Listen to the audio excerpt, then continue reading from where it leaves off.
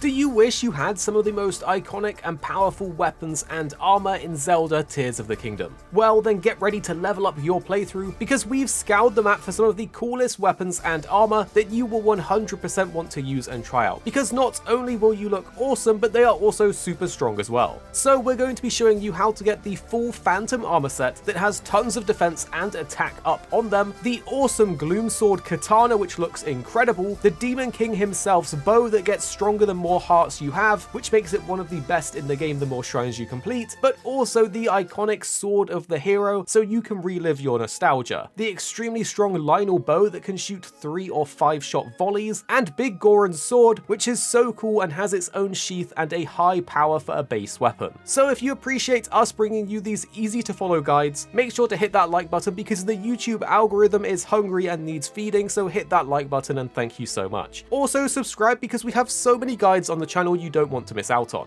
So let's start it off with the Gloom Katana, the Demon King's bow, and the Phantom armor, because they all come from a similar location. The Gloom Sword is a slender sword with an ominous presence said to end the life of anyone that touches it, which is pretty cool and eerie.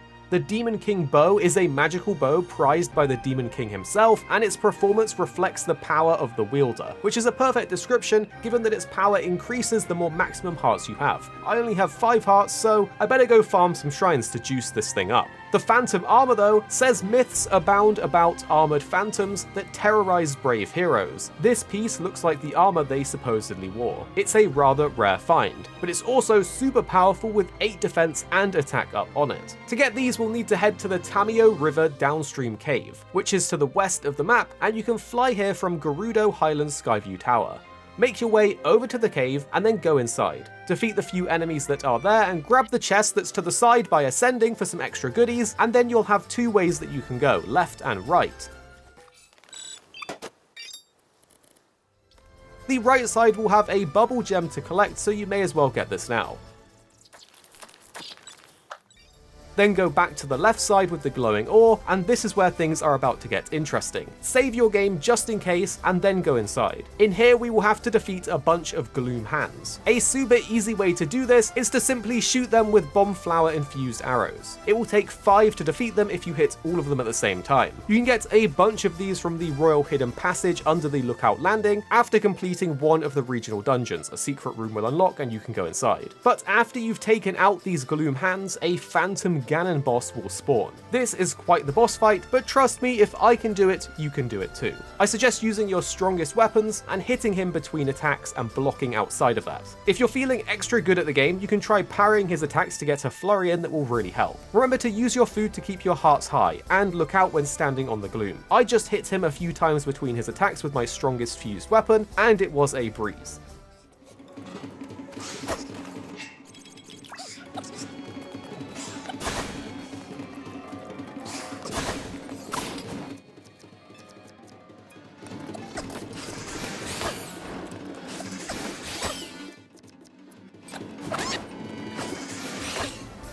Once he's defeated though, you will then get both the Gloom Katana and the Demon King's bow, which are awesome to have and very strong. But don't leave the cave just yet, because now we need to explore this area a little bit. It's a fantastically great farm for getting tons of bright seeds and luminous ore inside. So gather these all up now and thank me later. But at the back of the cave, we need to destroy an ore covered wall. Then travel up inside and claim the Phantom armor chest for yourself. This set not only looks awesome, but is also very strong, so I will show you where to get the next pieces now. And hit that like button if we're helping you out here in this video. Thank you for supporting us. The Phantom helmet is found inside the Puffer Beach overhead cave to the center south of the map. You can travel here from the Papler Foothills Skyview Tower. Get over to this cave by whatever means you have, and then use the nearby rockets to get to the ceiling, where you will spot a secret room.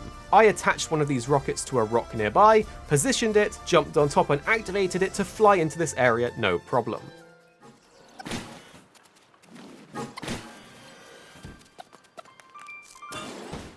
Once you get inside, there will be a couple enemies to defeat, so take them out and then head deeper into the cave and open the chest to grab the Phantom helmet for yourself. That's another 8 armor on this piece and attack up, so you're going to be a real beast once you complete this set.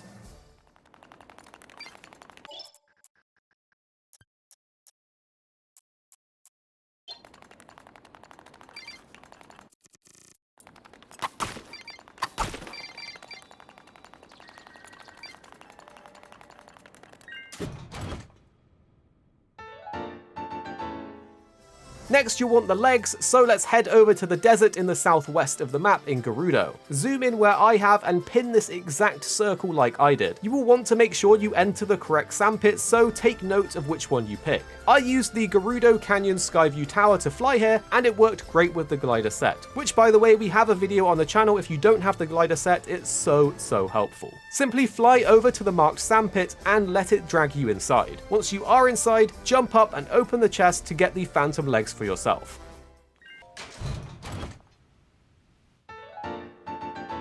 Once again, it's another tasty 8 defense and attack up on it, and now you have the full set, so you're ready to take on even the most hardest enemies in the game, and you're going to look awesome doing it. Next up, let's get you one of the most powerful bows in the game, the Lionel Bow, which can come in both 3 and 5 shot versions. To get this, you will need to head to the southeast of the map and mark the Cape Kale's cliffside base cave on your map where I have. We will then fly there from the nearby Skyview Tower. After you get onto the cliff nearby, jump off and glide down to the cave entrance, which is by the water, and head inside. There will be a plank to land on or near, so you will be safe. Whistle once you are here and it will open the secret door inside. This will then reveal a big boat that's in the cave. You will want to get on this boat. So I made the plank into a little boat with a fan and a steering stick. I then used this to get close to the boat, and then I placed a spring onto the plank so I could jump up on the boat. It was a little tricky, but it did the job in the end and launched me up onto the boat. Ignore all of the enemies and climb the tallest ladder and you will find a chest. Make sure to save your game here because the item in the chest can change. The bow inside is meant to be able to change from 3 shots to 5 shots and will have varying power whether you get a mighty or savage version.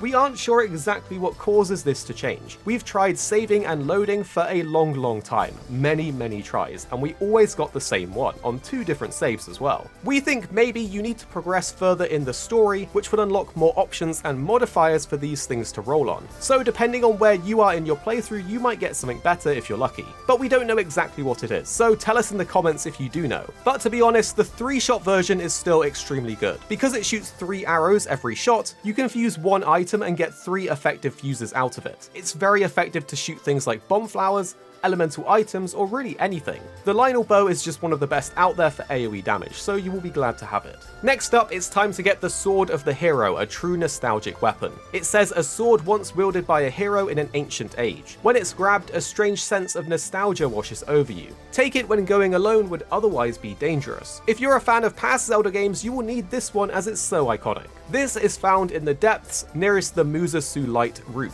So if you have this unlocked already, fantastic. If not, you're going to want to travel through the Great Plateau West Chasm Hole near the Gerudo Canyon Skyview Tower. Once inside, use whatever tricks and builds that you have to go northwest until you see the light route that we need. Personally, I used a hot air balloon to get out of the mine that we landed in, and then used a glider with some fans and bright seeds to fly my way over all of the danger to get to this light route quite easily. Once you're at the Musasu light route, you can then mark exactly where I did on the map and head on over there. Watch out for treants on the way and at the marker, so take an axe weapon with you.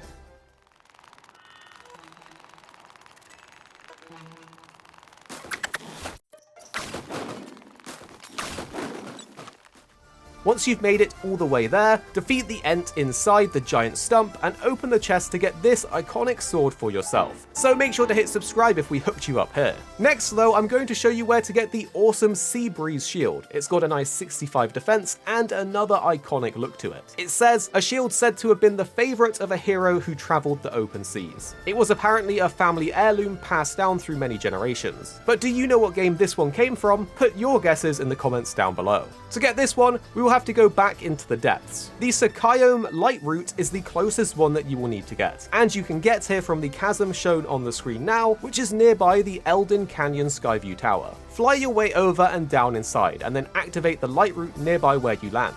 From here, you can mark to the east of the map like I have, and then find a way to travel there to the next light route. I suggest you use some of your Zanite ore to make a vehicle so you can travel a bit easier. Once you've activated this light route, place the marker where we have, and you're ready to go and get the shield. Head on over to the marker and watch out for trees along the way. There'll be another giant tree stump to go inside with another ent inside, so defeat it, open the chest, and claim the shield for yourself. Now you're a true Zelda fan with a full armor set, a powerful bow, an iconic sword and shield, but what if you want a super strong and awesome looking two-handed sword? Well, I've got you covered here with the Biggorons Sword. This one is simple to get but does require a fight. Travel to the chasm inside the Skull Lake to the northeast of the map. I flew over there from the Ulri Mountain Skyview Tower. Get as close as you can and then make your way down into the hole. As you get lower and lower, you will start to see red skeletons on the floor. Shoot some bright seeds for light in the area and start defeating these skeletons. Remember, you need to kill their heads, so shooting arrows at their heads is the best way.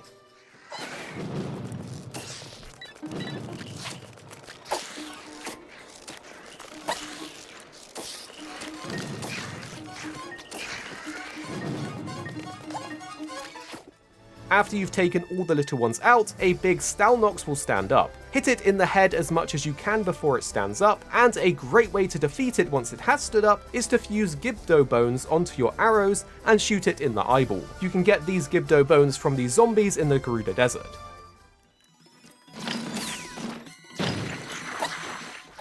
After you have taken it out, claim the chest and the sword is yours. Now you're fully kitted out and looking awesome, so share this to a friend that you think would appreciate having these items in their playthrough.